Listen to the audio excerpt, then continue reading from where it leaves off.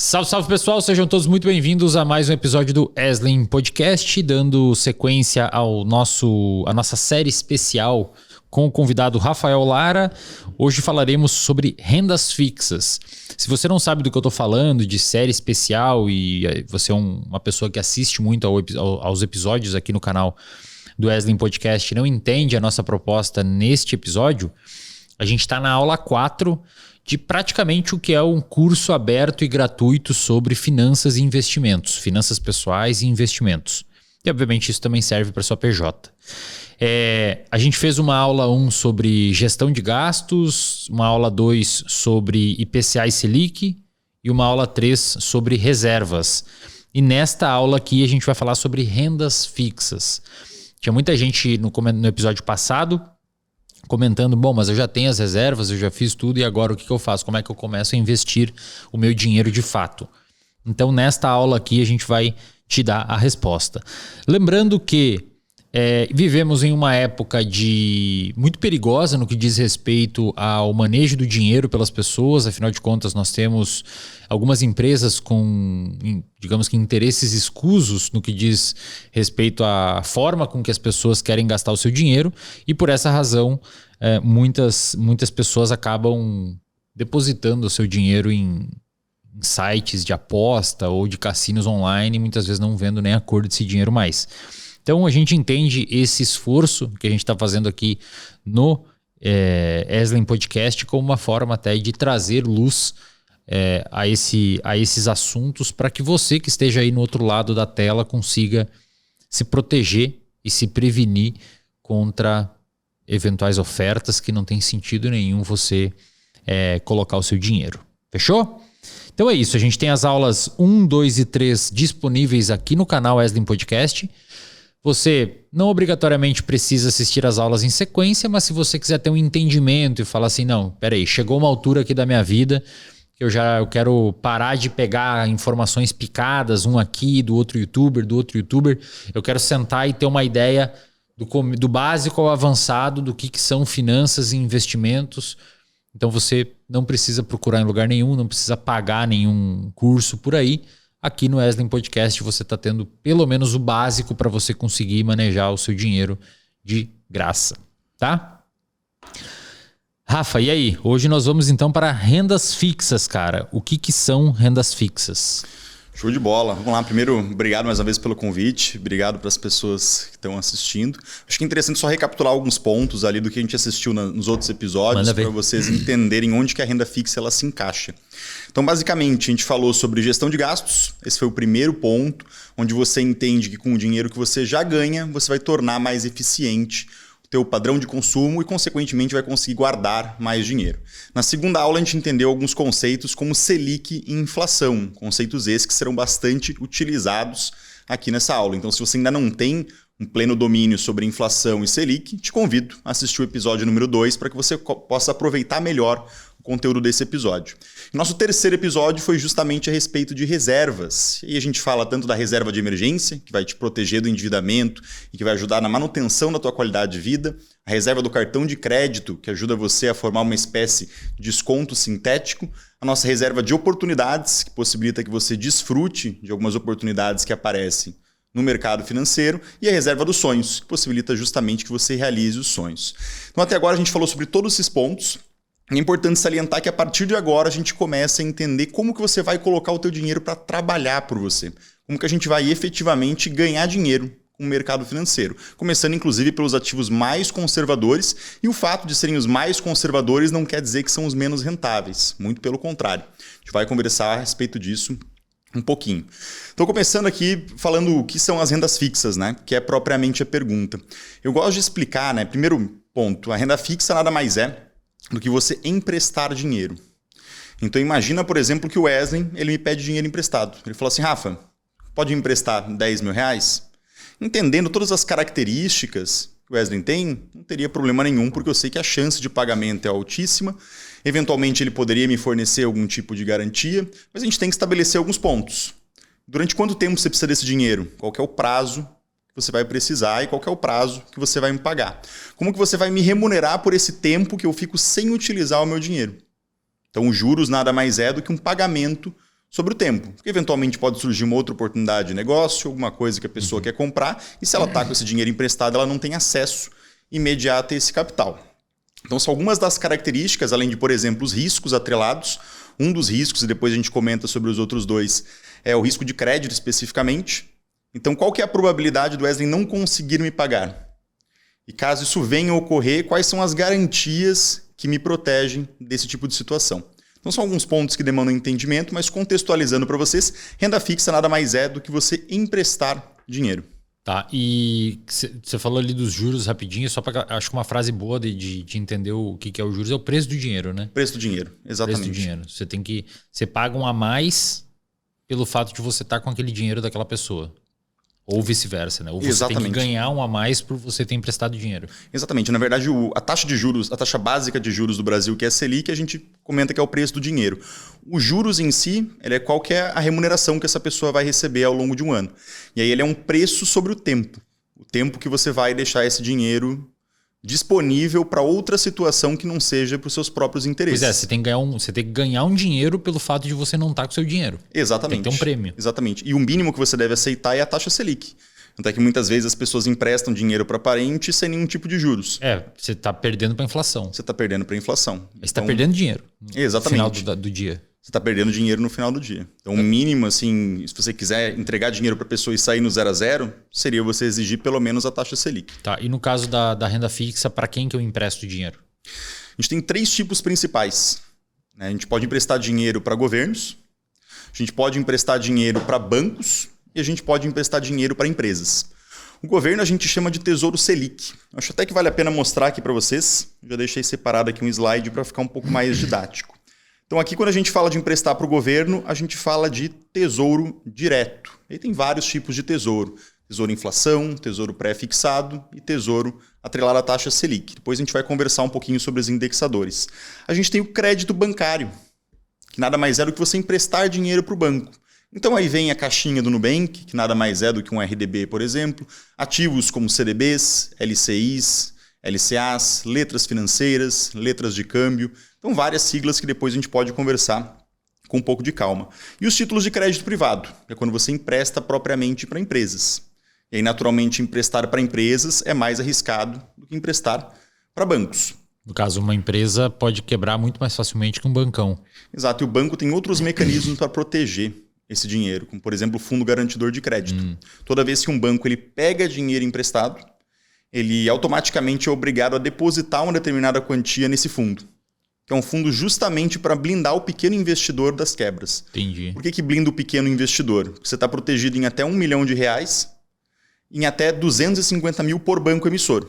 Isso não quer dizer que você não possa deixar esse dinheiro todo na EQI, por exemplo, através da assessoria da Edro. Você pode, mas aí o teu assessor, assim como você, a gente vai trabalhar para escolher 4 bancos diferentes. Entendi. Para que no final do período você não ultrapasse, mesmo considerando rentabilidade, não ultrapasse esses 250 mil. Perfeito. Então, se a gente está falando de 1 milhão, a gente vai pegar isso em 6 emissores diferentes.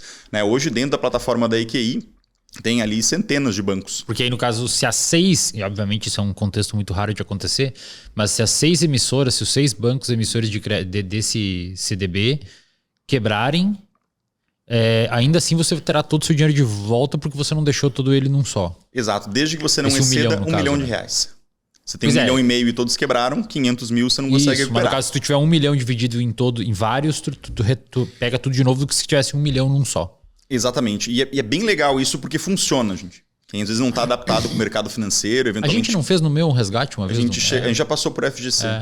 Salvo engano. Eu já passei por alguns com os clientes. Eu tive que baixar lá um aplicativo, você me mandou. Exatamente. Você lembra como é que foi a experiência? Até para relatar para o pessoal? Foi super tranquilo. Você só falou assim, a gente tinha um CDB num banco, acho que era, sei lá, 100 e poucos mil. E aí, acho que você quebrou o banco, eu não sei exatamente. Aí tu falou, baixa esse aplicativo aqui, tem que botar o teu CPF, assinar algumas coisas e deu. Exato. Aí transferiu para tua conta, levou em torno de 45 dias. E foi, inclusive, extremamente positivo, né? Porque geralmente bancos quebram em momento de estresse da economia. E geralmente em momentos de estresse da economia, as rendas fixas estão pagando muito bem. Então a gente saiu de uma taxa antes do vencimento, porque o banco quebrou, e conseguiu pegar uma taxa ainda melhor. Então acabou sendo extremamente positivo. Todas as situações de quebras que eu já passei, no final das contas, foi benéfico para o cliente. Porque estava protegido, né? Se nesse aí, por exemplo, eu tivesse muito mais dinheiro, eu teria ferrado. Exato. Se tivesse muito mais dinheiro, teria que... Naturalmente é muito difícil quebrar todos os bancos ao mesmo tempo. Salvo uma terceira guerra mundial, uma situação bem absurda. E mesmo assim, quando tem uma quebradeira generalizada ou quando existe esse risco, o governo geralmente entra para salvar. Ele entende que vai ser muito prejudicial para as pessoas, vai ser muito prejudicial para a economia. Como a gente viu nos Estados Unidos, o caso do Silicon Valley Bank, que era o banco que cuidava do dinheiro das startups. Então lá a gente tem o o FDIC, né, que seria a sigla específica. Protegem $250 mil. Esse dinheiro que estava ali, a maioria das empresas tinha muito mais do que $250 mil. Então não estavam protegidos pelo FDIC. O que aconteceu? O governo americano percebeu isso e falou assim, bom, as startups têm que receber, senão todas elas vão quebrar, porque o dinheiro delas estava todo ali, e aí a China vai virar uma potência tecnológica, porque as nossas empresas vão estar enfraquecidas. Ele foi lá e arcou com a conta integralmente. O governo pagou. Exato, até para evitar que outros bancos começassem a sofrer resgates.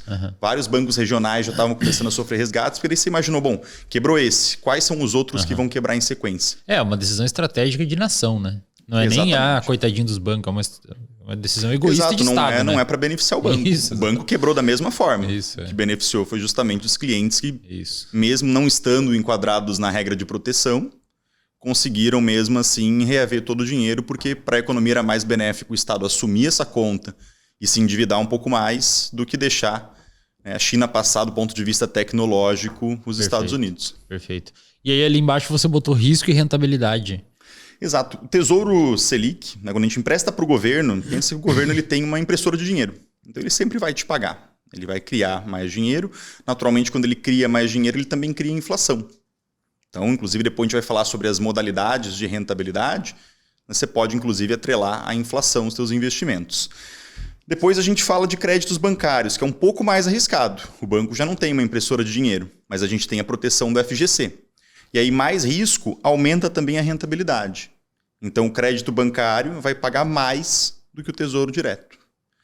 E o crédito privado, que é você emprestar para empresas, vai pagar mais do que emprestar para bancos e mais do que emprestar para o governo.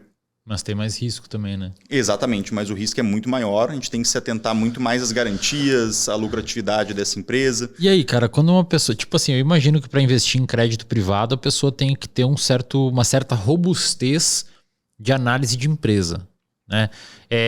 Quando você investe em crédito privado, as empresas que recebem esse investimento são empresas, desculpa a ignorância, necessariamente listadas? Não necessariamente. Mas como é que o cara que está, o acionista, digamos assim, que está investindo nesse crédito privado, ele consegue sabatinar as empresas para entender se estão fazendo cagada ou não? Elas emitem algum tipo de relatório? Emitem. Para o cara tem conseguir ali olhar. O relatório, você pode pedir para o teu assessor, ele vai te encaminhar um material publicitário. E aí, nesse material publicitário, você consegue encontrar todas as informações. Perfeito. Por exemplo, qual que é o tamanho da emissão? Hoje, o mínimo que você consegue fazer de emissão para ficar economicamente viável é em torno de 25 a 30 milhões. Perfeito. A maioria das emissões são de 100, 150, 200, 500, 1 bilhão. Aí você vai olhar para as garantias. E aí vamos supor que você está emprestando dinheiro para uma empresa do agronegócio. Agronegócio tem um risco de quebra relativamente alto. É como construção civil, como varejo, que também tem determinados riscos. Mas vamos supor que essa empresa está pegando R$100 mil emprestado e eles entregam como garantia uma terra que vale 200. Né? Você pegando 100 milhões e uma terra que vale 200 milhões. Então é 2 vezes o valor do que está sendo pego a garantia. Opa, essa é uma garantia interessante. Porque aí, no caso, se ele não te pagar, ele perde a terra. Perde a terra e aí pagam você com esse valor vendido da terra. Agora, quando que pagam? Aí a gente já entra num ponto de risco de liquidez. Justamente porque pode ser que demore 1 ano para vender essa terra, como pode ser que demore 10 anos.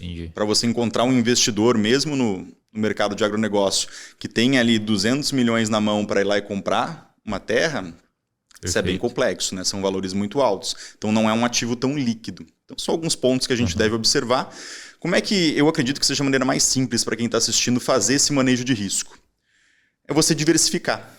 Então você não vai colocar 10% do teu patrimônio em um ativo de crédito privado. Você vai separar e vai colocar 2,5%, 3% em cada um deles.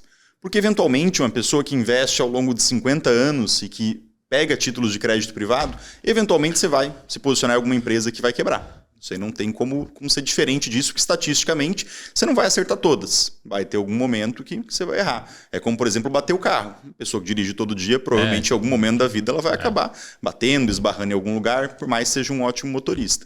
Então a questão é que quando acontecer essa batida, é importante que você esteja com um seguro. No caso dos investimentos, é importante que você esteja diversificado. Aí se você tinha 3% do teu patrimônio nesse ativo, em 3 meses já consegue recuperar esse prejuízo. Uma rentabilidade média da carteira, imaginando ali 1%. Agora, para uma pessoa que tem 20%, aí já é complicado. A gente está falando em quase 2 anos para conseguir recuperar esse valor. Então, essa é uma das formas mais baratas e fáceis de você conseguir reduzir o risco do portfólio. É justamente diversificando. E por que a pessoa que está nos assistindo aqui deve ou poderia investir em rendas fixas, nesses tipos de rendas fixas aí, e não em ações? Qual que é o racional? Eu acho que o principal ponto é a gente observar o contexto do Brasil. O Brasil, a gente já conversou um pouco sobre isso na aula número 2, então acho que é legal relembrar que a gente é um país que tem um perfil de gastos altos, e aí não entro no mérito se está correto, se não está correto, é um perfil de gastar bastante, e é um perfil de impostos altos, inclusive impostos esses que aumentam em diversas situações. Isso tem um efeito colateral. O efeito colateral é ter uma inflação mais alta. E para você controlar esse efeito de uma inflação mais alta, você precisa de uma Selic mais alta. Já conversou sobre tudo isso na aula 2, só recapitulando aqui para vocês. Precisando de uma Selic mais alta, todas as rendas fixas passam a pagar mais. Então, parafraseando o Paulo Guedes, ele falou uma frase que eu concordo completamente, que o Brasil é o paraíso do rentista. Aqui é muito fácil você conseguir ganhar dinheiro, e um bom dinheiro, com ativos com risco muito pequeno. Muito menor, inclusive, do que ações. E aí tem um outro efeito que vale a pena comentar. Quando a gente fala de ações, especificamente, imagina que as rendas fixas estão pagando ali em torno de 12% ao ano, em média. E 12% para uma empresa crescer 12% em um ano, dependendo do setor, não é algo fácil. Às vezes a empresa vai crescer 8%, às vezes, dependendo do setor, ela vai conseguir crescer 13%, 14%, 15%. Às vezes vai andar de lado, né? Às vezes vai andar de lado, exatamente. Então o que a gente vê? Uma empresa que está acostumada a crescer ali 10% ao ano e a renda fixa está pagando 12%, essa empresa sofre uma grande desvalorização. Por quê? Porque ninguém quer colocar o dinheiro ali. Porque você fala assim, bom, com muito menos risco eu consigo ganhar mais. Então essa empresa ela deve valer menos para compensar o risco. E aí vamos supor que o preço dela caia pela metade. Só para ficar fácil as contas aqui. Então caiu em 50% o valor dessa empresa, a negociação dessas ações. Agora o que era 10%, na verdade representa 20%. Então se o preço caiu pela metade, o dividendo ele dobrou. Então agora 20% comparando com 12%, opa, vale a pena o risco. E aí as pessoas começam a comprar e esse preço volta a começar a subir. Então existe um equilíbrio. Eu particularmente gosto muito mais de investir em ações no mercado americano, que vai ser tema sem ser nossa próxima aula na outra. A gente vai falar também sobre investimentos internacionais, porque lá eu vejo que é um ambiente muito mais favorável. Por que é? Por conta do contexto do Estado mesmo? Principalmente questão de responsabilidade fiscal, a questão do tamanho do país. É mais previsível. É um país mais previsível e é um país com risco jurídico reduzido, com burocracia reduzida. É um país onde se respeita um pouco mais o empresário, a questão de propriedade privada. Lá o empresário se vê ele como um exemplo de sucesso, como um cara que gera emprego, como um cara que paga impostos. No caso, se vê ele, o Estado vê ele. O Estado vê ele. O Estado é a própria população, né? Porque o Estado é uma representação da população no final das contas.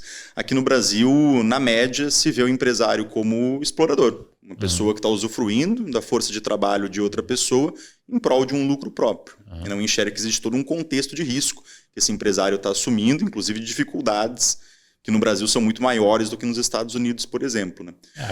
Aqui, se você for botar na balança, em 10 anos, 90 e poucos % das empresas fecham. Né? Se você abrir Exato. 1.000 empresas agora, daqui 10 anos, 90% vai ter quebrado. Exatamente. Então é realmente um lugar hostil para você investir em ações, né, de empresa. É bem hostil. Exatamente, mas ao mesmo tempo a gente está no melhor lugar do mundo para investir em rendas fixas. Pois é. É extremamente fácil, gente. Por isso que essa talvez seja uma das aulas mais impactantes na vida de quem realmente prestar atenção e que tiver bagagem para conseguir entender os conceitos uma vez que assistiu os episódios anteriores. Porque esse é o tipo de aula que muitas vezes em 1h30 do teu tempo você consegue economizar 3 anos de trabalho, 4 anos de trabalho, se aposentando muito antes, porque você entendeu o mecanismo. Você vai utilizar isso a seu favor para conseguir justamente gerar renda. E na prática, né, o que eu observo é que a maioria dos clientes, né, se eu pego 100 clientes, por exemplo, 50 tem um perfil mais voltado para querer grandes posições em ações. Então, tem uma boa parcela da carteira investida em ações brasileiras. Um outro focado quase que 100% em renda fixa. O cara da renda fixa é o cara que ganha mais. E tem menos dor de cabeça. Menos dor de cabeça. É o cara que consegue se manter mais constante nos aportes, justamente por uma questão comportamental de motivação. E tu não mexe, né, cara? Tu não fica...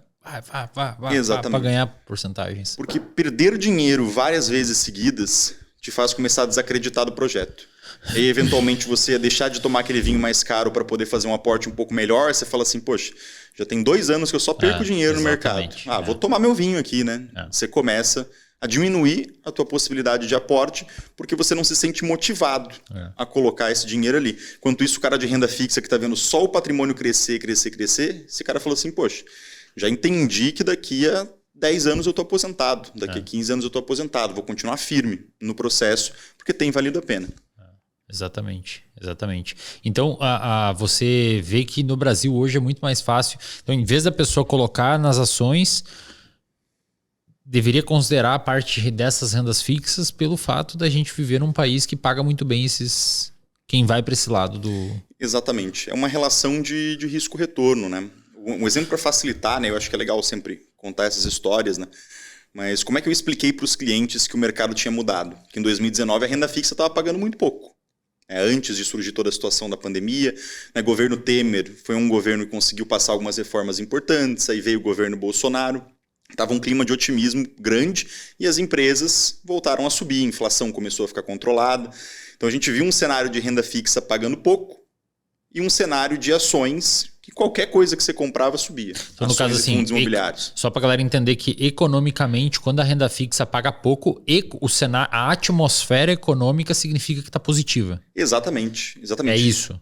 Completamente positivo. Tipo, se tu vê um país onde rendas fixas pagam muito, significa que o bicho está meio estranho. É sinal que o dinheiro está parado.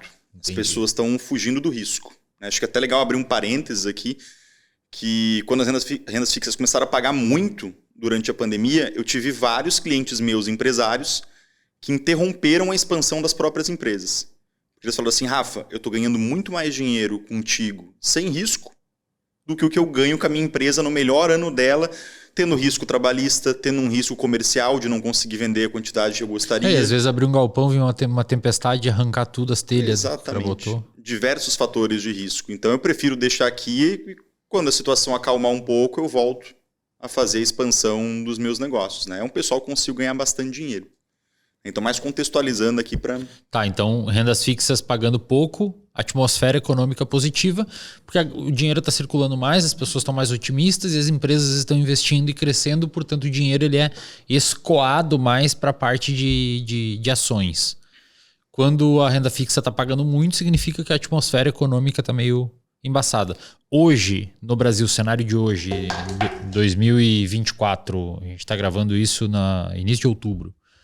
Como é que está a atmosfera econômica no sentido de rendas fixas e ações? Tá inclinado para renda fixa? Inclinado para renda fixa, justamente por gastos altos, aumento de impostos.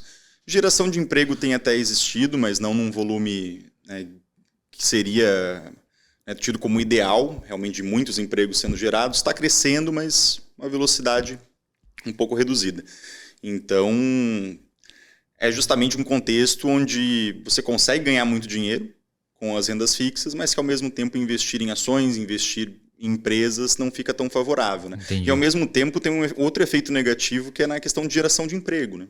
Porque se os empresários optam por deixar de expandir os seus negócios, eventualmente ele ia fazer um galpão para abrir uma segunda loja e ia contratar pessoas para construir esse galpão, então teria ali 50 operários, fora os operários da olaria, do tijolo que ele ia utilizar, os operários da metalurgia, das barras de aço que ele ia precisar, o cara que ia instalar o vidro, o cara que ia instalar as esquadrias, o pintor, o gesseiro, o cara da mudança. Então uma porção de setores da economia que seriam estimulados, sem falar nos empregos daí do dia a dia, quando ele terminar a obra, montar a loja, colocar realmente funcionários ali, né, expandir às vezes a produção dele na fábrica e contratar mais gente para produzir mais, para conseguir suprir a demanda dessa loja.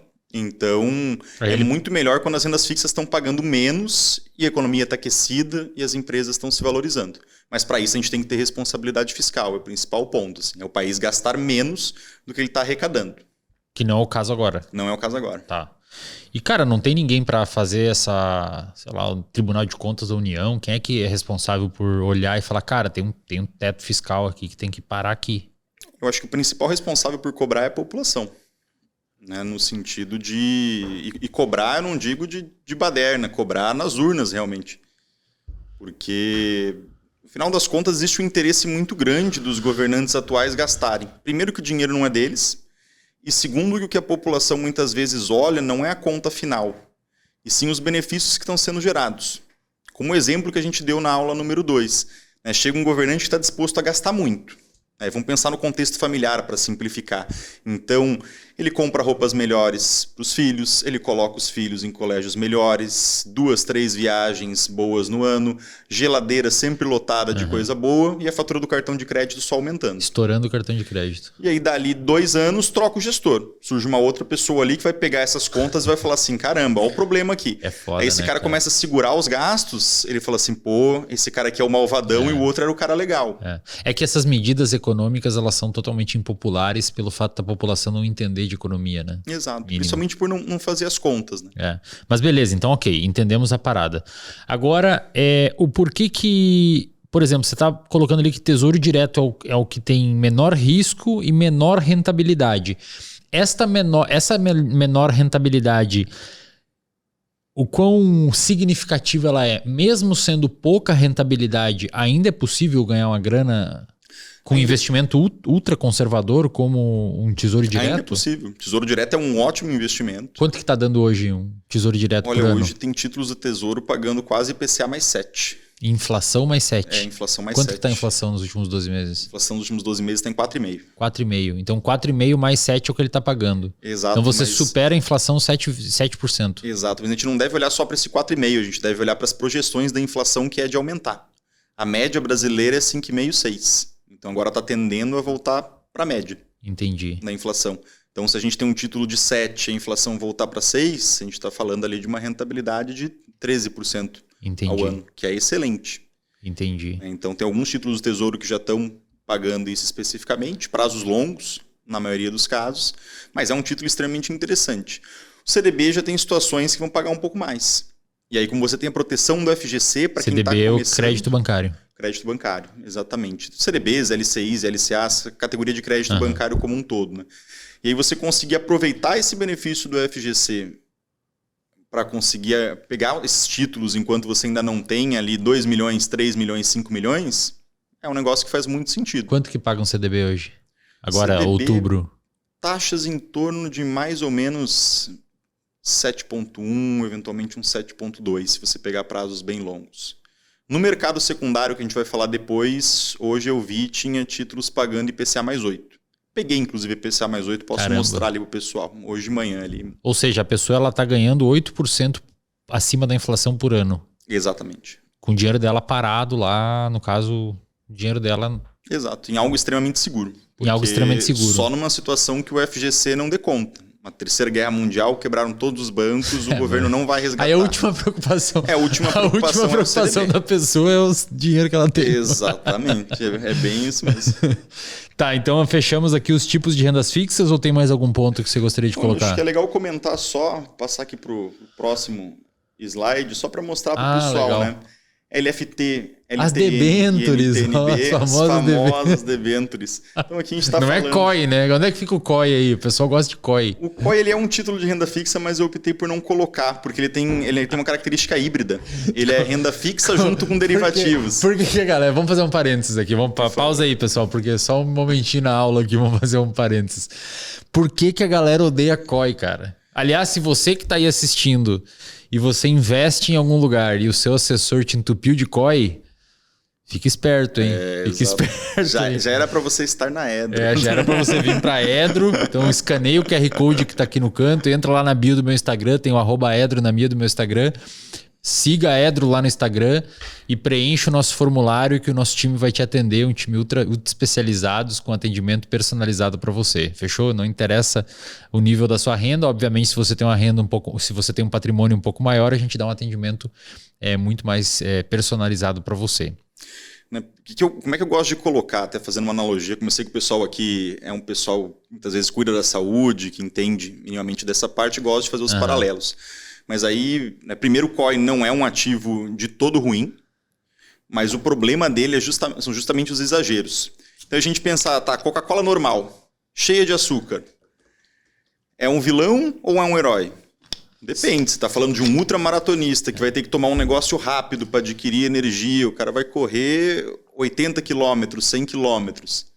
Bom, a Coca-Cola vai muito bem, para resolver o problema dele naquele momento específico. Não dá para ele comer a quantidade de caloria que precisa limpo. Então, para ali funciona. Agora, se você tem o hábito de tomar 2 litros de Coca normal todos os dias, você vai sofrer as consequências disso especificamente. O COI é um produto que tem uma comissão muito boa para o assessor. Então, o que acontece é que alguns assessores mal intencionados, o que eles fizeram? Começaram a exagerar nessas posições na carteira dos clientes. Para, no caso, aumentar o salário dele. Aumentar o salário dele, pensando única e exclusivamente no próprio salário. Mas, cara, vai chegar uma hora que a conta não vai fechar, cara. Esse assessor a longo prazo ele vai perder moral, a galera vai sacar que tá dando ruim. Exato, eu tenho uma história de conflito de interesse que isso existe em praticamente todas as profissões, né? Mas essa foi uma história que me marcou. É uma história real, inclusive, se o Mota estiver assistindo, um abraço pro Mota, o Wesley conhece também. E o Mota, que era meu chefe durante muito tempo, ele estava praticando vários esportes. Então ele fazia corrida, jogava tênis várias vezes na semana, jogava futebol e ainda fazia musculação. Ele começou a sentir muita dor no joelho, sobrecarregou, joelho ruim. O que ele fez foi pedir algumas dicas de médico ali no escritório. E aí encontrou um cara que era um ótimo especialista. Só que o cara só tinha agenda para atender ele dali a 3 semanas. Ele falou assim, bom, agenda, mas eu não posso esperar esse tempo todo. Eu quero resolver logo porque tá com uma dor danada, eu não sei o quão sério realmente é isso. Foi no plano de saúde dele e achou um médico aleatório ali do plano de saúde, que era pertinho, conseguiu marcar com o cara no dia seguinte, ou 2 dias depois.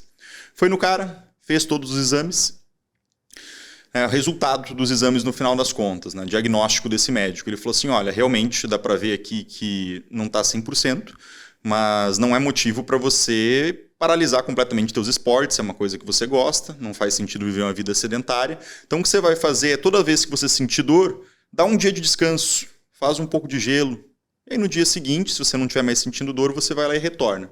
Então ficar nesse ritmo de ir e voltar. Ele fez isso, né? Treinava, aí doía, parava, fazia gelo, ali 2 dias voltava, treinava de novo, doía, parava, fazia gelo. Então ficou nesse ritmo. Passaram as 3 semanas, chegou no médico que era referência em Florianópolis. Nesse médico ele pediu os mesmos exames, só que o diagnóstico foi completamente diferente. Esse médico chegou e falou o seguinte, ele falou assim, olha, se você continuasse na mesma rotina de atividade física que você tem, eu tenho certeza absoluta que entre 1 a 2 meses, a única solução que a gente teria seria cirúrgica. E aquele primeiro médico operava. Exato, você já pegou o conflito de interesse, né? O que o segundo médico fez no final das contas? Ele falou assim, paralisa completamente as atividades físicas, não interessa, que gosta, né? Você não vai viver uma vida completamente sedentária, membro superior na academia pode continuar fazendo, mas nada que envolva a perna, e fisioterapia 2 vezes por semana. Então quem ganhou dinheiro no final das contas foi o fisioterapeuta, não foi nem o médico 1, nem o médico 2. Aí entra justamente essa questão, será que o médico 1 era incompetente ou será que ele era mal intencionado? Porque o valor agregado de uma cirurgia é muito maior do que o valor específico por consulta. O que eu observo no final das contas? Tem assessor dos 2 tipos, do tipo do médico 1 e do tipo do médico 2. A questão é que o cara que era referência, e que provavelmente era o cara que mais ganhava dinheiro, o cara que não tinha agenda para atender nas próximas 3 semanas, porque estava com tudo lotado, era o cara que agia da forma correta. O cara que preferiu o que era melhor para o cliente ou para o paciente, nesse caso específico, por mais que ele não fosse ganhar tanto dinheiro, mas ele sabe que eventualmente se acontecesse alguma coisa lá na frente, ele ia querer operar com esse médico. Exato. Porque ele pareceu mais profissional, mais ético. É a mesma coisa na assessoria. Eu sempre tive uma vertente de ser um cara correto, no que diz respeito ao tratamento com os clientes. E isso não é uma questão de ser bonzinho ou de ser ético. simplesmente. É uma questão estratégica. Funciona, né, cara? Eu entendo que se dá dinheiro para você e dá dinheiro para ele. Exato. O melhor dos mundos para você que é assessor é o seu cliente ganhar muita grana. Tá faceiro, ganhando dinheiro, trabalhando, porque cresce meu patrimônio sobre custódia, ele começa a me indicar para todo mundo. Exatamente. O relacionamento é fácil. Eu passo o dia inteiro no telefone dando risada com os meus clientes. A maioria está carregado de renda fixa, é o que a gente está aprendendo aqui, então não tem muito estresse de volatilidade, né? Mas trabalhar de forma correta é algo estratégico. Você não precisa fazer por ser bonzinho, por ser ético. Vai te dar mais dinheiro no médio e no longo prazo. Só que tem um cara que quer resolver a vida hoje. Mas se suja muito rápido nesse mercado, principalmente quando a população, por exemplo, aqui tem uma galera no Eslen Podcast, que é um público que gosta de ouvir acadêmico. Tu sabe como é que é o perfil dos convidados aqui, né? Um cara acadêmico, ouve um atleta. A galera gosta de assistir um cara intelectualizado, um atleta, alguém falar. Então, muita gente daqui não tinha muita noção de mercado financeiro e de investimentos. Por isso que eu decidi fazer também essa trilha de conteúdos aqui. Então, conforme essa galera aqui está aumentando o nível de consciência, quanto mais a população aumentar o nível de consciência sobre o que... já viu um monte de coin na carteira. Tudo bem, pode ser que não seja de sacanagem, mas já aumenta o nível de consciência para você questionar o cara. Ou pedir uma segunda opinião, mostrar para um amigo que entende de finanças ou alguma coisa assim. Então, conforme vai aumentando o nível de consciência da população, os assessores que estão de sacanagem, eles vão padecer com o tempo, porque a galera vai ficar mais crítica. É igual dieta, cara. Teve um tempo lá em 2005, 2008, 2010, que a galera só achava informações em fórum e todo mundo comia batata doce com frango. E qualquer um que falasse uma coisa diferente, a pessoa muitas vezes não tinha acesso. Hoje em dia, dieta, uma pessoa que usa a internet meio por cima ali já tem mais ou menos uma noção do que é uma dieta, o que é um carboidrato, o que é um lipídio, o que é proteína. Então, conforme aumenta o nível de consciência da população, os nutricionistas precisaram começar a pisar na realidade, porque o cara sabe que se tu ficar indicando X alimento não come por causa câncer, tem tanto nutricionista massa na internet falando corretamente que o leigo vai olhar e falar, cara, não tem sentido o que tá falando. Eu não sei exatamente qual que é o certo, mas esse eu sei que é o errado. Então, entende? Conforme a galera se intelectualiza do assunto, o charlatão fica mais difícil o trabalho dele. Exatamente. Principalmente agora com a internet, né? Exatamente. Então, por isso que é interessante a gente levantar essa questão do COI aqui, para o pessoal entender. Na clínica BeHealth, cara, a gente fez uma coisa semelhante com o posicionamento seu na assessoria. A gente sempre teve fila de espera gigantesca, 30, 40 pessoas por dia entrando, já chegamos a ter 2.000 pacientes na fila de espera, hoje tem bem menos. E a gente freou o crescimento da clínica no que dizia respeito à contratação de psicólogos, porque a gente queria ter certeza, ou um razoável grau de certeza, que o paciente que fosse atendido pelo profissional que a gente tem dentro da clínica seria um paciente que receberia um atendimento de confiança, bom, científico, correto. O que começou a acontecer com o tempo? A clínica começou a ter muito mais indicação interna. Então a gente quase nem divulga no Instagram porque os próprios pacientes divulgam a clínica para amigos. Por quê? Porque a gente sempre atendeu de forma correta. Então é legal porque na Edro a gente está levantando essa bandeira de ter um atendimento focado na visão do cliente, né? A gente não tem nem a visão no cliente, é a visão do cliente. A gente olha para onde ele está olhando e ajuda ele a chegar lá. Seja num posicionamento específico com carteira, seja na internacionalização de patrimônio para aqueles clientes que têm um nível de patrimônio mais alto, que já pensam eventualmente em internacionalizar para tirar o risco Brasil. Enfim, seja em qualquer solução que a gente dá, inclusive para PJs, né? Então é bom o pessoal entender aqui o que é a Edro, que acho que até agora a gente não parou ainda para fazer um pronunciamento de fato do que é a Edro.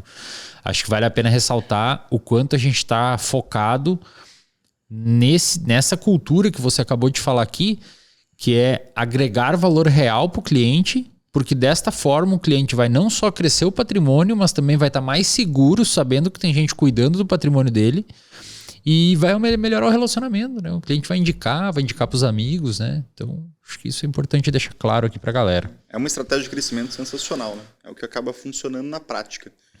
E até finalizando essa parte aqui... Vai ali, Rafa, volta aí. Né? Então falamos um pouquinho do COI, que não é de todo ruim, mas tome bastante cuidado. Tem COI sim bons, que são úteis em determinadas situações, mas né, na grande maioria dos casos lide com uma certa suspeita se o teu assessor te oferecer isso. Já falamos do Tesouro, Aqui a gente vai para o risco intermediário e rentabilidade intermediária, que são CDBs, LCIs, LCAs e LCs. Depois a gente vai falar até sobre tributação. Nesse caso, o LCI e o LCA são isentos. Então, é um ponto interessante para a gente conversar também.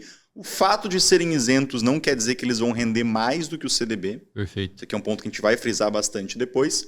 E quando a gente fala de crédito privado, a gente tem os CRIs, que estão atrelados ao ramo imobiliário, os CRAs, atrelados ao agronegócio, as debêntures, que aí pode ser de qualquer setor, e os FDICs, que daí é uma antecipação de recebíveis especificamente. Nessa parte aqui a gente já está falando de crédito privado, emprestar dinheiro para empresas, entra com todas aquelas questões de curadoria para você ver se a empresa está lucrando, se ela já está muito endividada e se ela tem garantias sólidas realmente. Boa. Bom, rentabilidade das rendas fixas a gente já passou, né? Rentabilidade ainda não.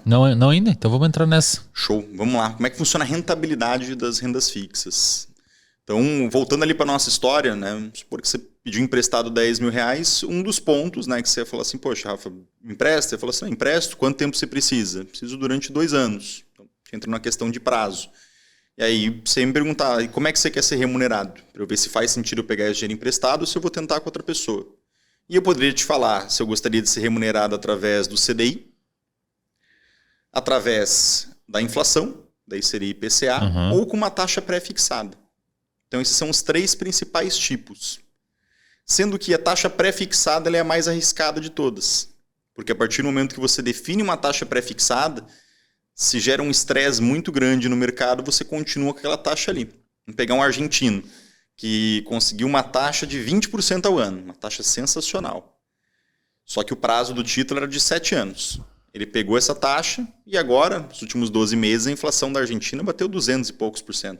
E ele ficou com 7. E ele ficou com os 20 dele travado. Com os 20 travado. Olha que negócio complicado. Era muito melhor ele ter uma inflação mais 7. Porque ele tinha ganho todo o valor da inflação, os 200 e pouco, mais 7%. Então, títulos pré-fixados são interessantes, mas eles geralmente entram em uma proporção menor quando a gente fala de diversificação, pois até posso mostrar alguns exemplos ali na planilha de escada com CDBs, né, para ficar mais intuitivo para o pessoal. Mas quando falamos de rentabilidade, é justamente essa decisão que o investidor vai tomar, se ele quer ser remunerado em cima do CDI, que nada mais é do que a Selic, em cima da inflação mais um prêmio, ou em cima de títulos pré-fixados. Existe uma distribuição ideal para cada um ou é meio no que tem disponível? Não existe ideal. Depende do contexto. Faz sentido você diversificar, vai depender do contexto, mas eu geralmente gosto de ter a maior parte em CDI, a segunda maior parte em inflação, a terceira maior parte em títulos pré-fixados. Por que a inflação não é a maior? Até poderia ser, eventualmente, mas é que... Porque parece que com a inflação tu tira o teu da reta, né? Por que vai estar o ganhando CDI mais que a fica inflação? maior? Porque aí entra numa questão de liquidez. Os títulos mais líquidos, eles geralmente estão atrelados ao CDI. Então você pega títulos com prazo de resgate no mesmo dia, com prazo de resgate dali a 5 dias, dali a 30 dias ou dali a 90 dias. Geralmente eles estão atrelados principalmente ao CDI. Entendi. Então por isso que o CDI acaba ficando ali, né, 40% CDI, aí uns 35% inflação, e aí para fechar a conta, 25% pré-fixado, por exemplo. Né? Bastante pré-fixado até, né? Bastante. Isso por conta do Brasil ser por mais que seja instável economicamente, ainda assim é meio previsível? Exatamente. Aí você, em 3 anos você consegue não prever 100%, mas existe uma margem, né? É difícil em 3 anos a gente ver uma inflação de 100% ao ano. Pouquíssimo provável. Só se tem uma cagada enorme, né? Tem que estar, exatamente, um problema muito grande. E eventualmente o que pode acontecer? Pode ser que surja um outro governo, de esquerda ou de direita, independente, mas que tenha muito mais responsabilidade fiscal, que consiga fazer o país entrar numa situação melhor. E aí você pegou um título de 5 anos, se o novo governo começa a implementar algumas medidas, a inflação fica cada vez mais controlada, taxa Selic começa a baixar, e aí você está com um título pagando 13% ao ano, e ninguém mais consegue comprar um título de 13%. Está todo mundo conseguindo comprar títulos de 10%, títulos de 9%. Então, por isso que a diversificação é importante, porque nesse formato, em qualquer um dos cenários, você está ganhando dinheiro. Na média, você vai ganhar, né? Na média, você vai ganhar, exatamente. Riscos, Rafa? Excelente. Né? Nós temos 3 principais tipos de risco. Então, trazendo ali para ficar fácil pessoal para a nossa história, o primeiro risco é o risco de crédito. Então, naturalmente, quanto maior forem os riscos, mais rentabilidade você deve exigir. Então, vamos supor que em vez de emprestar dinheiro para o Wesley do presente, eu fosse emprestar dinheiro para o Wesley do passado. Aí esse é um problema, não? Ganhava uma bolsa de R$1.500, R$2.000. Quem tem uma chance maior de não conseguir honrar com o compromisso e me pagar, mesmo tendo 100% das intenções de pagar, de honrar com esse compromisso? Naturalmente é o Wesley do passado. Então, por esse risco adicional, esse prêmio tem que ser muito maior para começar a fazer sentido. O prêmio, quando você diz, é a porcentagem que você vai ganhar. Exatamente. Eu tenho que ganhar muito mais, porque aí, na média, alguns Wesleys do passado não vão me pagar, outros vão me pagar, eu ainda consigo ficar numa zona de conforto ok ali, Perfeito. Com a rentabilidade. Né? Então, esse é o primeiro dos nossos riscos. O outro risco é o risco de liquidez. Que é justamente a questão de... A gente combinou que eu vou deixar o dinheiro contigo durante 2 anos. Aí surge alguma situação, um problema de saúde de algum familiar meu.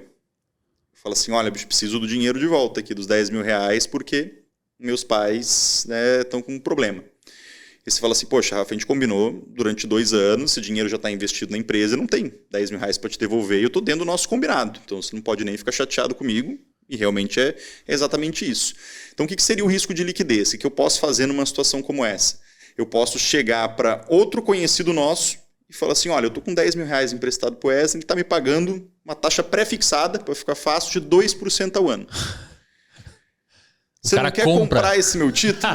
Você compra essa dívida, você me dá os R$10.000 e ele fica pagando para você em vez de pagar para mim. Aí, no caso, ele te dá 10 mil e ele recebe... Ele começa a receber 2%. Ele vai receber 14 no final. Como assim, 14? Não, quanto que ele vai receber? Vamos supor que falte 1 ano para vencer, ele vai 2% ao mês, ele vai receber 24% naquele ano. É por ao mês? Fazendo uma conta de padeiro. Mês, vai ser até mais do que isso, porque os juros compostos ele vai dar uma diferença, vai ser mais do que 24, mas para simplificar... Mas aí ele te paga os 10 mil e ele se livra da bucha. Exatamente. E ele pode ser que ele me pague os 10 mil, pode ser que eu queira vender isso por um pouco mais alto. Por quê? Porque na realidade, se ele me pagar só os 10 mil, eu estou perdendo dinheiro. Porque, na verdade, já tem foi os juros 12%, acumulados. Né? Isso. Você não vai me devolver 10 mil no final, você vai me devolver 10 mil mais os juros no final daquele período. Então, pode ser que a pessoa esteja disposta a me pagar 11 mil nesse título. Como pode ser que ele fale assim, Rafa, eu só pago 9 mil. Então, esse é justamente o risco de liquidez. Tá, e o terceiro? O terceiro é o risco de mercado. Que daí entra justamente nesse ponto de quanto que você vai conseguir cobrar por esse título específico. Então, de liquidez, se você vai conseguir vender para alguém, e o de mercado, que é o terceiro tipo, é por quanto você vai conseguir vender. Por que ele é chamado de risco de mercado? Vamos trazer agora para o contexto novamente das rendas fixas. Você comprou um CDB, por exemplo, com prazo de 2 anos, pagando 10% ao ano, para ficar facinho a conta. Você colocou R$10.000. Passou 1 ano, você está ali com R$11.000. Na realidade, porque você ganhou 10% dos 10 mil. Vamos supor que nesse momento o Brasil está indo muito bem e as rendas fixas passaram a pagar muito menos e você já travou numa taxa muito boa de 10%. Se você for tentar vender esse título, outras pessoas vão olhar para os títulos de 1 ano que elas conseguem comprar, elas vão falar assim, os títulos que eu consigo comprar hoje estão pagando só 7%. O Rafa tem um título que paga 10%. Perfeito. Eu estou disposto a pagar mais do que R$11.000 para ele para receber esse título.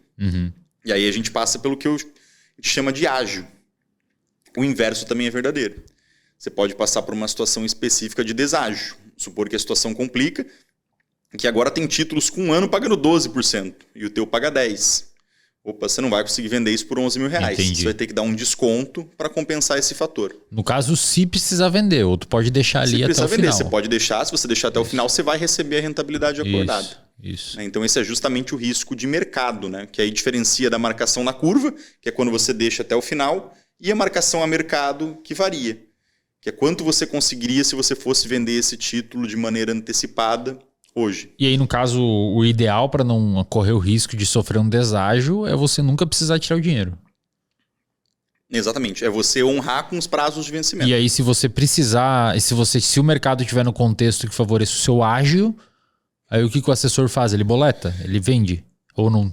Exato. Não tem se a gente está numa situação de ágio que vale quase a um pena trade vender... daí. Exato, numa situação de ágio que vale a pena vender. Né? Por quê? Vamos supor que a gente está com um título que está pagando um ágio bom. E a gente consegue pegar um outro título com uma taxa equivalente. Exato. Tu ganha aquele pouco e realoca no mesmo lugar. Exatamente. Realoca num lugar um pouquinho diferente, mas que tem as mesmas características. Isso acontece com muita frequência? Imagino que não, né? É raro, mas já teve situações. A gente já fez coisas desse tipo, né? A gente pegou um título que estava com ágio, vendemos, que é de um porto. E a gente tinha um FIP que estava descontado, porque o FIP era negociado a mercado, né? A gente conseguiu se posicionar no mesmo ativo, só que através de veículos diferentes, vendendo um com lucro e comprando o outro um pouco mais barato. Legal. Foi uma distorção que durou algumas horas no mercado. Assim. Quando surgiram os 2 relatórios, né, quem identificou foi o Alan, inclusive, que é sócio nosso também. Falou assim, isso aqui está muito interessante. Se vocês tiverem clientes para isso, dei uma olhada, fiz as contas aqui. Eu falei, opa, isso aqui é um negócio que faz sentido. Aí comecei a puxar telefone para os clientes e foi um movimento bem interessante. Enquanto eu estava ligando, eu já comecei a ver o preço subindo. Então essa distorção começou a ficar menor. Mais gente percebeu, né? Não era só a gente que tinha entendido isso, né? Então acho que você comentou até de um negócio que se a pessoa precisa vender na pressa, ela provavelmente não vai fazer um bom negócio, né? Isso vale para tudo na vida. Você precisa vender um imóvel às pressas. Vai dar cagada. Nada que é feito com pressa acaba saindo decente. A melhor coisa é você vender quando você não precisa vender. Porque você vai esperar o momento exato. Se não tiver no momento exato, você simplesmente deixa aquilo ali, né? E aí, esse ágio, deságio, etc., tem a ver com vencimento, carência? Tem uma relação. Até é legal explicar o que é vencimento e o que é carência para o pessoal, né? A carência, ela é o tempo que você não vai poder vender esse título. Então tem LCIs e LCAs, por exemplo, que eles hoje têm uma carência de 180 dias. Antigamente era 90 e mudaram a regra. Então durante 180 dias você não pode resgatar o dinheiro. Depois de 180 dias, aquele título continua ali até o vencimento, mas você ganha o direito de resgatar com liquidez imediata. Então já pode efetuar esse resgate. Por que eles fazem isso? Para não ter muito trader, assim, de... Exato. Para evitar que, como já é um título isento, eles querem gerar um desestímulo para quem for pegar isso para o curto prazo. Entendi. Então eles foram acrescentando prazos maiores, né? Justamente para compensar esse fator. E o vencimento é quando você recebe o dinheiro mais rentabilidade de volta. Perfeito. Então daí você não pode falar assim, eu quero deixar investido por mais tempo. Não, você vai comprar outro título. Você vai receber o saldo independente de qualquer coisa. E no vencimento é automático, ele vai cair na tua conta do nada. Cai na conta, aparece no saldo. Depois eu vou até abrir minha conta aqui para vocês, vai dar para a gente ver isso na prática. Os títulos que estão para vencer esse mês, os títulos que eu comprei hoje. Tá. Para a gente ir para a prática aqui, Rafa, antes de chegar na prática, tem 2 coisas que eu gostaria de falar com você. Por favor. Primeiro, até bota de novo aquela imagem na... Isso. Quais esses aí, como é que funciona a questão de imposto em cima desses... Excelente. Quando a gente fala dos títulos do Tesouro, né, então a gente está falando do LFT, LTN, NTNB, isso é a nomenclatura antiga, né? Hoje em dia falam Tesouro Pré-fixado, Tesouro Inflação e o Tesouro Selic. Tem umas NTNB, né? Tem, exatamente. Tem umas NTNBs. Esses estão sujeitos à alíquota regressiva de imposto de renda. Eu já explico como é que é essa alíquota regressiva das rendas fixas. O CDB e o LC também, a alíquota regressiva das rendas fixas. Assim como as debêntures e os FDICs. Então, é a mesma alíquota, mesma estrutura. Os ativos isentos é o LCA e o LCI, o CRI e o CRA. E, eventualmente, existe um tipo de debênture que é isento, que são chamadas as debêntures incentivadas. Eu acho que é legal comentar essa parte, porque muitas vezes a pessoa olha o mercado financeiro como um lugar onde as pessoas têm interesse simplesmente de ganhar dinheiro e isso não gera nada para a sociedade, né? O dinheiro pelo dinheiro. Isso é uma falácia absurda, porque quando a gente fala, por exemplo, de debêntures incentivadas, existe esse incentivo, e esse incentivo é dado pelo governo justamente em formato de isenção de impostos, porque esse dinheiro vai ser usado para construir parques de energia limpa, seja eólica, seja solar, para eventualmente fazer torres de transmissão que vão levar energia para um lugar que está tendo muito apagão, Legal. Ou que nem tinha energia elétrica antes. Então, para principalmente setores estratégicos e que dizem respeito à infraestrutura do país. Então, eventualmente, se ninguém investisse no mercado financeiro, provavelmente aquela família ia continuar com os apagões. Provavelmente não daria para construir esses parques de energia limpa. E no LCI e LCA, por exemplo, qual que é a lógica de ser isento de imposto? É porque impacta diretamente no setor de agronegócio e no setor imobiliário. Aí são dois setores estratégicos. Mas aí, no caso, o governo, digamos que faz essa ajudinha, assim. Ele tira o imposto dali para tornar mais atrativo para a galera botar dinheiro. Exatamente. E o que estava acontecendo? Os bancos estavam emitindo LCIs e LCAs CRIs e CRAs e não estavam usando o dinheiro integralmente para o ramo imobiliário ou para o ramo de agronegócio. Pegaram ali uma brecha na regra, não fizeram nada ilegal, mas era uma brecha. E como tinha essa isenção, aproveitaram para emitir vários desses títulos. O governo percebeu isso durante algum tempo e, através da CVM, que é quem regulamenta, mudaram a regra. Aumentaram o prazo de carência dos LCIs e dos LCAs e acrescentaram algumas regras para os CRIs e para os CRAs, dizendo, por exemplo, você vai emitir um CRI, pelo menos 95% do faturamento da sua empresa tem que vir de ativos imobiliários. Ou você vai emitir um CRA, 95% tem que ser do agronegócio. Aí só se mete quem tem interesse que volte. Exatamente. Porque a gente viu algumas situações que você fala assim, poxa, como é que essa empresa está emitindo um CRA? Né? Os caras não têm nada a ver. Uma escola lá, não tem nada a ver. Exatamente. Aí você vê... A rede de farmácia. A escola tinha uma horta de orgânicos ali no fundo e falava assim, não, a gente tem agronegócio aqui também. Caralho, a galera é foda, né, meu? Era essa a falcatrua, digamos assim, né? Que, na verdade, não é uma falcatrua, é para tentar entregar mais dinheiro para o bolso do cliente. Naturalmente, o banco ganha também com isso, né? As corretoras, principalmente, né? E aí a alíquota progressiva, é regressiva que você falou lá? Ou progressiva? A alíquota regressiva. Como é que funciona? Ela começa em 22,5% para prazos menores do que 6 meses. Entre 6 meses a 1 ano, essa alíquota cai para 20%. De 1 ano a 2 anos, cai para 17,5%. E mais do que 2 anos, isso vai cair para 15%.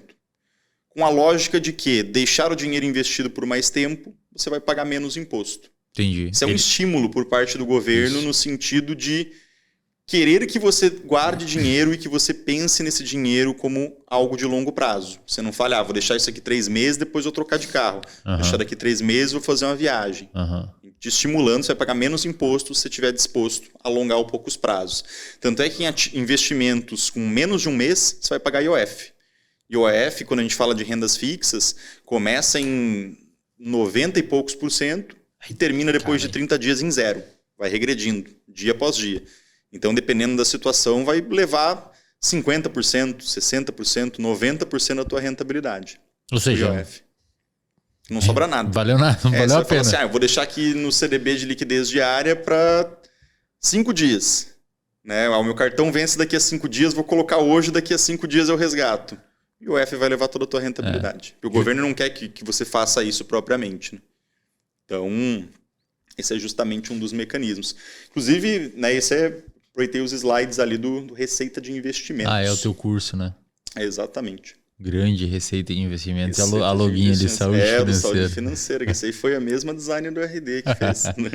E, Rafa, e aí uma das coisas que você sempre sugere pra galera, agora voltando pro cenário, recapitulando aqui que a gente está num curso aberto, digamos assim, de finanças pessoais e investimentos para o público, e nós estamos na aula 4, rendas fixas, onde o público entendeu na aula 1 sobre gestão de gastos, entendeu na aula 2 sobre IPCA e Selic, entendeu na aula 3 sobre reservas, e agora a pessoa que está aqui assistindo já tem a reserva de emergência, que a gente falou que é importante a pessoa ter, e juntou uma reserva de oportunidade que ela quer investir em algum lugar.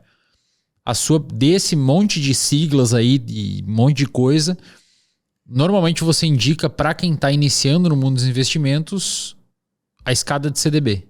Exatamente. Né? Que acho que é uma boa introdução, né? Para quem está ali com o dinheirinho que guardou. Pensando que não é uma pessoa com patrimônio muito grande. Se você for uma pessoa com patrimônio muito grande, obviamente vale a pena ter um assessor de investimentos para você conseguir diversificar, ter acesso a coisas mais personalizadas. Mas a pessoa que está ali no outro lado da tela e ela quer começar a botar uma graninha ou outra, como é que faz? Qual que é a lógica e por que desse tanto de sigla aí? Por que é o CDB e não os outros? Primeiro ponto, né? A garantia do fundo garantidor de crédito, em até 1 milhão e até 250 mil. Então você vai ganhar mais do que o tesouro. A pessoa tem 20 mil para investir, ela está segura investindo em CDB. Exatamente. Porque daí ela ganha mais do que na LFT, LTN e NTNB. Exatamente. E quase com uma segurança parecida. Exato, com um risco semelhante, Legal. Segurança parecida. Claro que o governo, mesmo nesse tipo de situação, ele ainda é mais seguro porque ele tem a impressora. Aí o Fundo Garantidor de Crédito, numa Terceira Guerra Mundial, como a gente comentou, o fundo vai todo. Mas todos aí, os bancos cara, quebrarem. Isso daí é... Mas são cenários fora da realidade, né? Então esse é o principal motivo do porquê do CDB. E muita gente questiona, Rafa, por que não o LCI e LCA, se eles são isentos? Pode ser o LCI e o LCA também, não tem problema nenhum. Mas o que acontece? Na maioria dos casos, o LCI e o LCA pagam menos do que o CDB, mesmo depois que você desconta o imposto.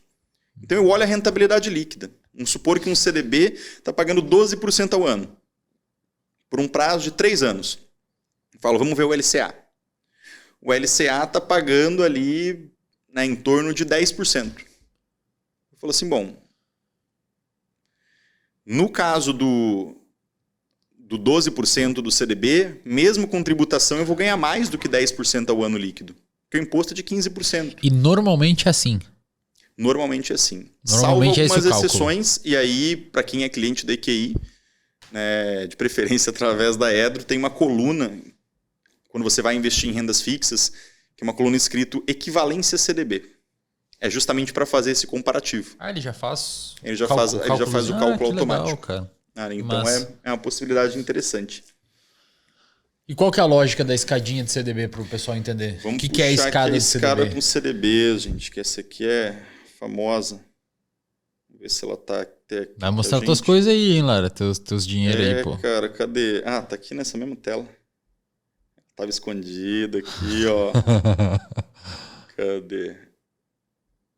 Vamos só dar um zoom aqui para vocês. Não, acho que não é aí não. Acho que tu vai ter que botar em apresentação, cara. Vamos ver. Apresentação. Calma aí. Apresentação. Clica em... Eu não escondo aqui assim? Aí já dá para ver. Fica bom, né? Dá pra ver. Então qual que é a lógica, né? Por que eu trouxe essa imagem aqui para ficar bem intuitivo, de começar a explicação? De onde surgiu a escada com CDBs? Isso aqui foi uma estratégia que eu pensei para resolver um problema de uma família. Eu já atendia, né, essa moça como cliente há alguns anos, e aí os pais dela, né, a mãe que estava com 85 anos e o pai que estava com 92, venderam uma fazenda por R$2 milhões, resolveram algumas pendências, né, entregaram dinheiro para os filhos, né, aquela coisa toda, e sobrou R$1,5 milhão. E ela chegou para mim e falou assim, Rafa, você é a pessoa que eu confio, isso aqui é tudo que meus pais construíram a vida inteira, são pessoas extremamente conservadoras, então isso não pode variar para baixo de forma alguma, porque vai fazer muito mal psicológico deles, e a ideia é que eles consigam pelo menos ali uma rentabilidade de R$7 mil por mês, para poder gastar esse dinheiro. Então pensa ali no que você pode fazer, e de imediato, né, não existe nenhum título de renda fixa que paga com frequência mensal. Então eu pensei assim, bom, se pudesse ter volatilidade, fundo imobiliário seria o ideal, porque o fundo imobiliário paga mensalmente ali certinho, com essa recorrência, né? Vou ter que construir, utilizando títulos de renda fixa, um fluxo de caixa que possibilite resgates mensais. A construção desse fluxo de caixa é justamente o que deu origem à escada com CDBs. Que nada mais é do que você ter um valor que você consegue passar ali 6 meses, 1 ano, em liquidez diária, você pode resgatar isso a qualquer momento. Você ter outros títulos de 1 ano, 2 anos, 3 anos, 4 anos e 5 anos. Aí, eventualmente, quando acabar o dinheiro daquele que tem liquidez imediata, já está vencendo os títulos de 1 ano. Você consegue repor essa liquidez imediata e reinvestir a diferença mais uma vez por um prazo de 5 anos. Então, por que chama escada com CDBs? Eu coloquei essa imagem aqui para ficar bem didático para quem está assistindo. É como se fosse uma escada rolante. Você está aqui na parte de baixo dessa escada, ó. Então, essa escada está descendo e você foi colocando algumas notas aqui. E essas notas foram se multiplicando. Então, à medida que essa escada vai descendo, e o descer da escada representa o fator tempo, passou 1 ano, você vai receber esse dinheiro de volta e você vai jogar esse dinheiro para os degraus superiores da escada. Então você vai conseguindo sempre aumentar o seu patrimônio, utilizando uma parte para viver, se você já tiver num ponto de liberdade financeira, mas também aproveitando, reinvestindo uma outra parte para compensar a inflação e para conseguir aumentar o volume de patrimônio. Então, por isso que é a analogia da escada rolante, né? Para ficar fácil de você imaginar. E aí que eu trago mais uma planilha presente no nosso RDI para poder explicar para vocês. Isso aí é uma escada de CDB na prática. Isso aqui é uma escada com CDBs na prática. Exatamente. Foi esfriou e agora o pessoal fica me zoando que eu peço para... tá frio. E eu tô no suador aqui. Quem tá assistindo já deve ver que eu tô meio perigoso aqui. O que acontece, pessoal? É que a gente entra aqui, tá calor pra caramba. Quando a gente chega no estúdio aí, tora o pau no ar, fica frio e eu tenho que pedir para diminuir um pouco o ar. Faz parte da vida, né? Então, o que eu coloquei aqui pra gente? Até ignorem essa soma aqui. Basicamente é o quê? Aqui eu considerei no período uma inflação provável de 6% e a taxa Selic, eu utilizei a taxa Selic de hoje, 10,75%. Você vai ter 50 mil em liquidez diária para você utilizar a qualquer momento. Investido num CDB com liquidez diária ou num fundo de investimentos de renda fixa, como a gente já explicou no episódio 3 de reservas. Então, essas daqui são as suas reservas. Depois você vai pegar prazos de 1 ano, e que eu escolhi pegar títulos pré-fixados e atrelados a IPCA. 13,10 e IPCA mais 6,7. 15 mil reais em cada um. E aí aqui é independente do valor. Eu só tenho R$1.000 para investir além da minha reserva, Rafa. Começa a montar a tua escada. Pega para prazos de 1 ano, depois para prazos de 2 anos. Esses 15 mil reais saíram de dentro do 150 ou 150 é o que está no caixa? 50 é o que está no caixa. Tá.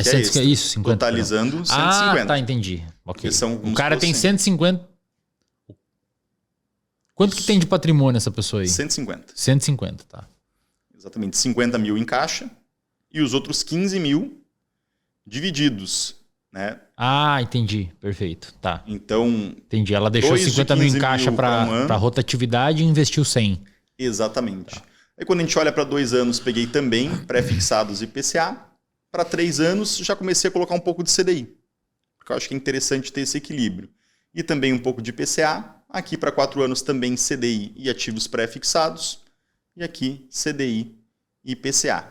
Então observem que a gente escolhe 2 indexadores para cada degrau e cada degrau representa 1 ano. O que acontece com o passar do tempo? Passado 1 ano, esses 2 títulos vão vencer. Você vai colocar uma parte desse valor para cobrir a tua reserva, caso você tenha utilizado alguma coisa, e a outra parte você vai reinvestir aqui em prazos de 5 anos.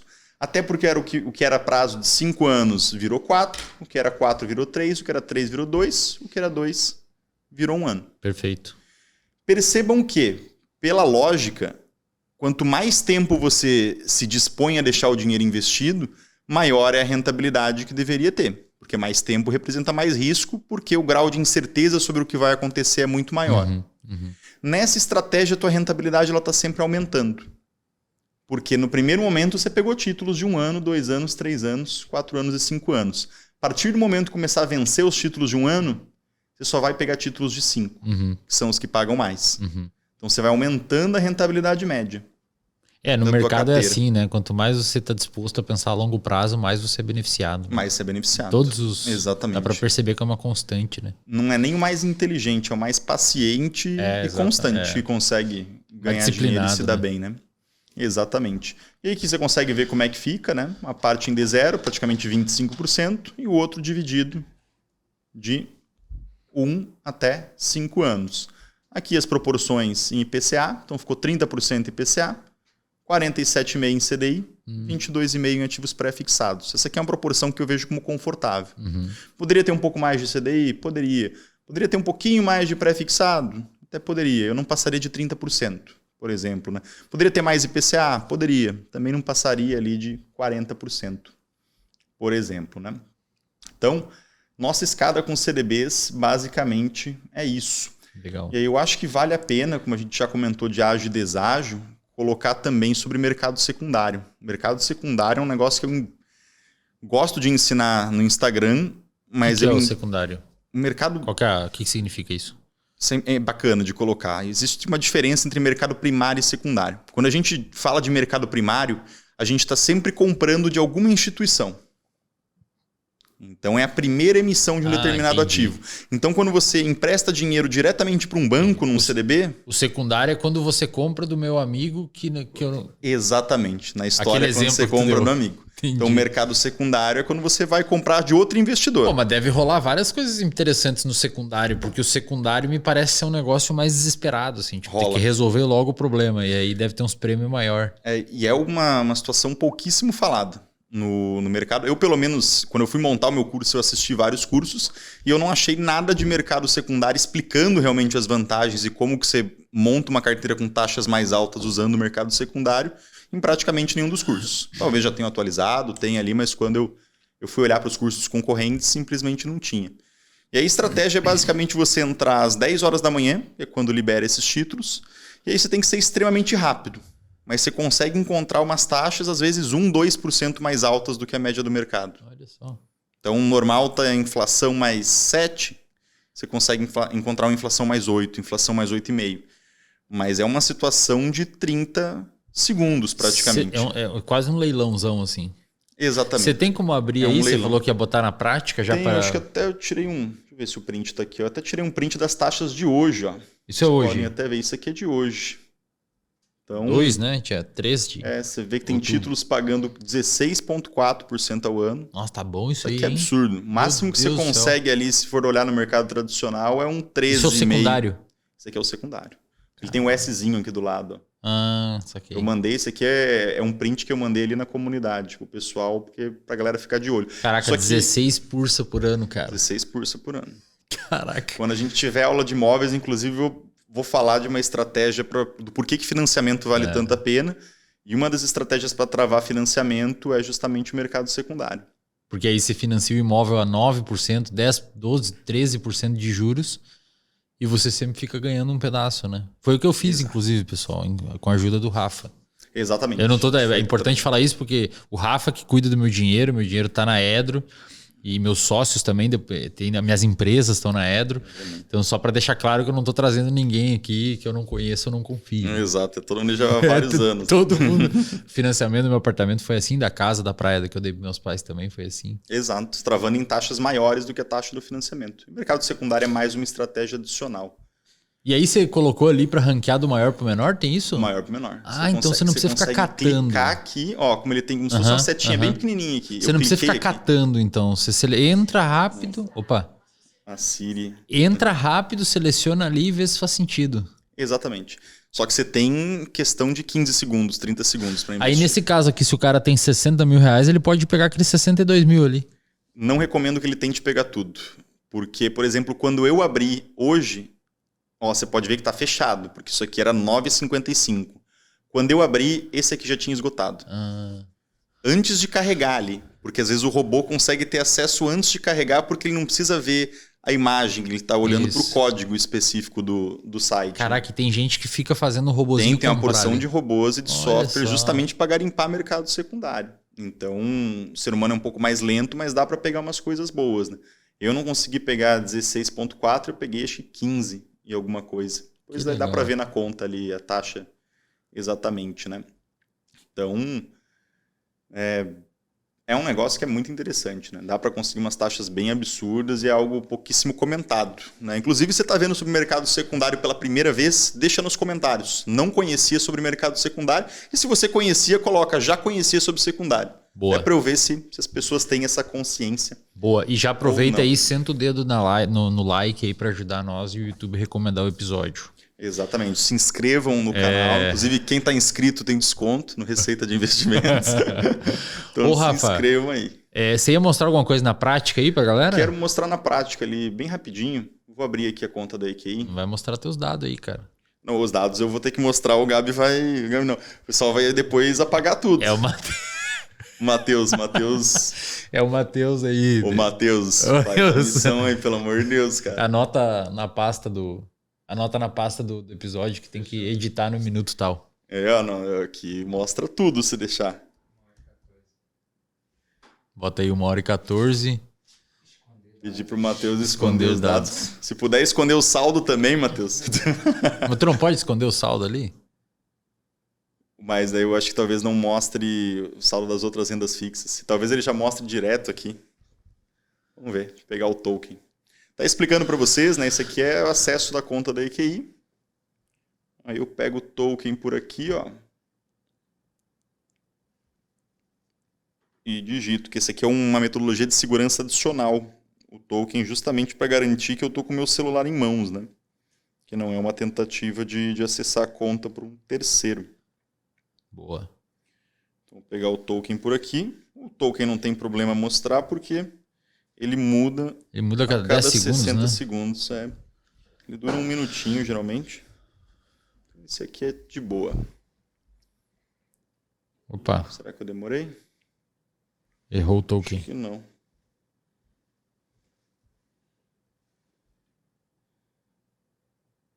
Agora foi.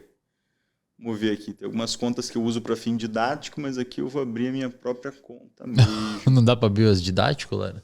É porque eu preciso mostrar as operações de hoje. Ah, tá. Então vou ter que abrir a minha, né? Vocês escondam um saldo aí, ó. É tudo em prol da em prol da didática. Ó, aqui é para estar escondido já. Beleza, ó. Ô, Matheus, esconde o saldo aí do Lara. Esconde meu saldo aí, cara. É que no caso tá aparecendo aquela câmera do lado, né?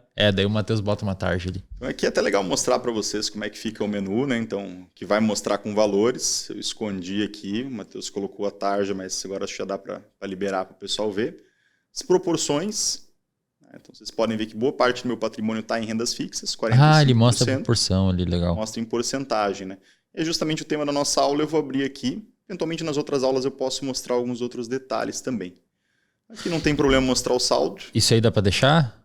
Pro Matheus? Isso aí dá para deixar. Então você vê que tem vários títulos, mas né, eu tenho inclusive né, alguns LCAs, tenho algumas debêntures, que é título de crédito privado, tem alguns CRAs, tem alguns CRIs. A gente comentou sobre todas essas classes de ativos, né? E aí temos também os CDBs. E ó, aqui vários desses foram pegos no mercado secundário. IPCA mais 9, IPCA mais 9,23, IPCA mais 9,2. Valores pequenos, ó, 5 mil, isso aí tu mil pegou, reais. Isso aí tu pegou um tempo atrás. Há um tempo atrás, exatamente. Os que eu peguei hoje... Ó, IPCA mais 10. É prazo. O que eu peguei hoje foi ali, esse ó. Aqui, IPCA mais 8. Um de 18 ali embaixo, ó. Caramba, cara. 18%. Meu Deus. Foi num momento de estresse extremo. Cara, imagina que empresa que rende, que valoriza 18% ao ano, cara. É bizarro, né? Só uma empresa online, porque do mercado físico não tem como. Isso aqui é realmente fora. Isso aí não tem como. E isso aqui praticamente livre de risco, né? Pois é, exatamente. Eu acho que qualquer hora o Master quebra, que é esse banco aqui, mas eu tô dentro do FGC, vou receber o valor de volta, né? Legal, cara, mas bom pra galera ter uma noção, né, como é que funciona. Exatamente. Os títulos que eu peguei hoje, acho que foi esse de 15,34 e esse de 8%. Depois a gente pode ver até aqui no solicitações, pegar o histórico, ver se ele mostra o histórico de hoje. Ó. Então, ó, o resgate e as duas aplicações. Ó, IPCA mais 8, é isso mesmo. Boa. IPCA e pré-fixado de 15,9. Perfeito. Legal. E aqui o Porto DI, que é o fundo que eu utilizo minha reserva, né? Eu deixo em fundos. Que eu estou deixando atualmente, pelo menos. A gente vai falar de fundos, porque volta nas tuas proporções de investimento lá. Vou voltar aqui. Ali, ó, 45,8% em renda fixa, 32,3% em renda variável, 17,1% em fundos, tem um COIzinho tem um pouquinho ali, de ó, COI, previdência privada 2,90%. Tá, a gente hoje falou do renda fixa, né, do azulzinho. Exatamente. A gente vai falar em algum momento de renda variável e fundo nas aulas para frente? Vamos, de renda variável. Fundos é uma categoria que você tem fundo de todos os tipos. De renda variável, mas a gente vai falar fixa. Alguma coisa de fundos? Olha, fundos eu acho que ou não entra especificado? Pode até falar por aqui. Assim. Acho que o principal ponto de fundos é que é um mecanismo para juntar dentro de um CNPJ todos os títulos que a gente aprendeu aqui hoje. Ah, entendi. Principalmente os títulos de crédito privado. Você compra um bolo de títulos, então. Exatamente. E aí, muitas vezes, por ser um bolo, você consegue resgatar um pouco antes. Após 30 mas dias, ele é volátil. Após 90 dias, mas tem volatilidade. Eu, de fundos, eu gosto muito do artesanal, por exemplo. Eu utilizo, para minha reserva de emergência, o fundo da Porto. Estou utilizando agora. Já utilizei o EQI Liquidez, que é ótimo também. Legal. Então, eventualmente, se o Porto está fechado, eu tenho da Sul América. Tá, e aí renda variável a gente vai falar. Renda variável a gente vai falar na próxima aula. Né? E investimento internacional não está aqui, está na Avenue. Então a gente vai conversar sobre isso também. Bitcoin está na Binance, apesar de ter um pouco aqui também através de ETFs. Legal. A gente vai conversar sobre todos esses pontos aqui com vocês. Maravilha. E aqui nas rendas fixas, como é que você vai investir na prática em renda fixa? Você vai clicar aqui em produtos. Você pode fazer pelo aplicativo também, mas recomendo que as primeiras vezes faça por aqui. Aqui você tem acesso a todos os produtos. O que nos interessa são as rendas fixas. E aí você já aprendeu sobre isso, CDB, LCI e LCA. Já aprendeu sobre os CRIs e os CRAs. Já aprendeu sobre as debêntures. Compromissada, falando bem rapidinho, compromissada serve muito para PJ. Então a compromissada ele é um título que não paga imposto, só que o mínimo dele é 100 mil, às vezes 200 mil reais. É para aquele dinheiro de quero que renda um pouco, estou com 2 milhões aqui, Rafa, mas eu vou precisar usar esse dinheiro daqui a 13 dias. Então, vamos colocar na compromissada, dali a 13 dias a gente resgata. Perfeito. É um veículo interessante para pessoas jurídicas. Tu vai fazer investimento aí para simular para a galera? Vamos fazer. Agora a renda fixa está fechada, gente. O horário de abertura e fechamento da renda fixa abre às 10 horas, mas às 11 é melhor porque é quando mostra todos os títulos. Só entra às 10 quem for realmente garimpar no mercado secundário. E fecha às 15 horas. Então agora, mostrando aqui para vocês, estamos em 15h46. Ela está fechada. Então vai aparecer bem menos títulos do que é o normal. Vai aparecer muito mais os títulos do BTG. Dos outros emissores já desapareceu. Perfeito. Mas os do BTG eu ainda posso fazer. Então aqui tem alguns filtros que você pode utilizar. Então indexadores que a gente aprendeu. CDI, legal. Inflação, IPCA e pré-fixados.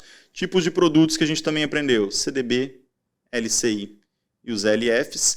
LCA, né, e os LFs. Teria também aqui os LCIs, mas não tem nenhum porque o mercado está fechado. Senão teria essa opção também. Emissores, só tem BMG, alguma coisa talvez do secundário, e BTG Pactual. Aqui teria mais de 100 emissores se o mercado estivesse aberto.